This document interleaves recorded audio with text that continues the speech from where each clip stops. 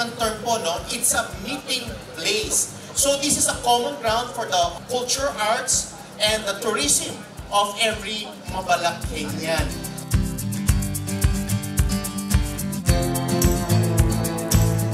Marami tayong istorya dito sa Mabalacan na dapat malaman ng ating mga susunod na mga henerasyon. Marami pong usapin, marami pong pag-uupo at tulong-tulong po.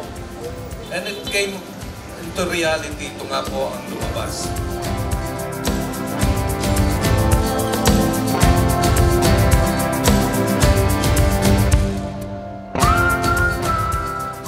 Doon lang po makikita na malalaman ng mga kabataan na umuuspo para rin sila umapa kung anong pinagdaanan ng kanilang mga ninuno.